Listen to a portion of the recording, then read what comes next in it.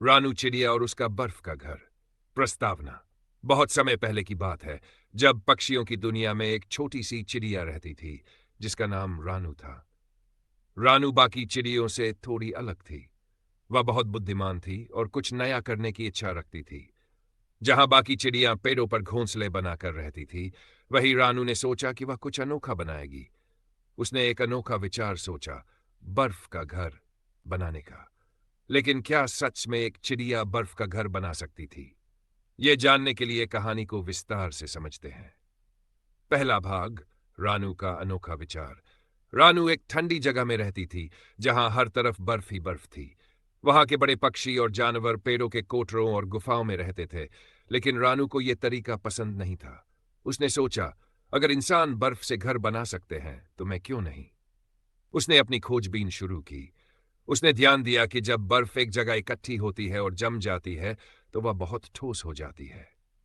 उसने ये भी देखा कि पेंगुइन और आर्कटिक जानवर बर्फ में सुरंग बनाकर उसमें रहते हैं। इससे उसे प्रेरणा मिली और उसने तय किया कि वह अपना घर बर्फ का बनाएगी। दूसरा भाग, कठिनाइयां और प्रयास।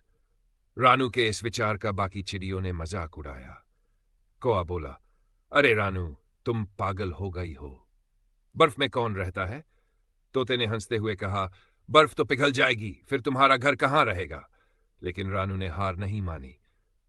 उसने अपने छोटे छोटे पंजों और चोंच से बर्फ को जमा करना शुरू किया।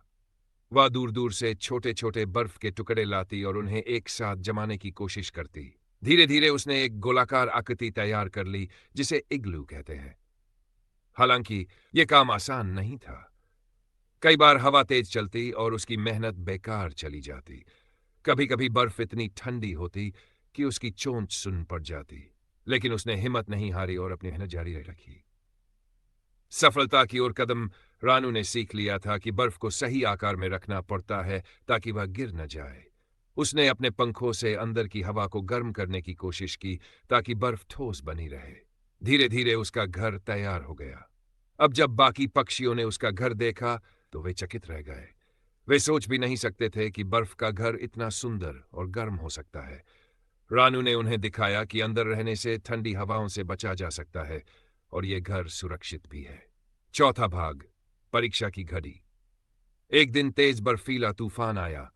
सभी पक्षी परेशान हो गए। जो पक्षी पेड़ों पर रहते थे उनके घोंसले उड़ गए। जिन्होंने गुफाओं में शरण ली थी वे भी बाहर नहीं निकल पा रहे थे। लेकिन रानू का बर्फ का घर मजबूती से खड़ा रहा।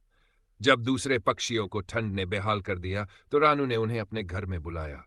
शुरुआत में वे झिझक रहे थे, लेकिन जब उन्होंने देखा कि घर के अंदर गर्मी थी और तूफान से सुरक्षित था तो वे चकित रह गए। अब वे समझ गए कि रानू की सोच कितनी अनोखी थी। पांचवां भाग, सीख और प्रेरणा। तूफान के बाद सभी पक्षियों ने रानू का धन्यवाद किया और उसकी बुद्धिमत्ता की सराहना की। अब वे समझ चुके थे कि कभी कभी नया सोचना और नए प्रयोग करना बहुत महत्वपूर्ण होता है। रानू ने उन्हें सिखाया कि अगर कोई नया विचार आता है तो उसे हंसी में नहीं उड़ाना चाहिए, बल्कि उसे आजमाना चाहिए। अब जब भी सर्दी आती, दूसरे पक्षी भी बर्फ से छोटे घर बनाने लगे और सुरक्षित रहने लगे।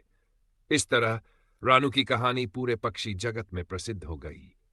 निष्कर्ष। रानू चिड़िया की यह कहानी हमें यह सिखाती है कि नया सोचना और अपने विचारों पर भरोसा करना बहुत जरूरी है। अगर हम मेहनत और धैर्य से काम करें तो कोई भी लक्ष्य असंभव नहीं होता। कई बार दुनिया हमारे विचारों पर हंसती है, लेकिन जब वे साकार हो जाते हैं तो वही दुनिया उन्हें अपनाने लगती है। इसलिए कभी भी किसी नए विचार को छोड़ना नहीं चाहिए, बल्कि उसे आजमाना चाहिए। हो सकता है कि वही विचार किसी दिन एक बड़ी क्रांति ला दे।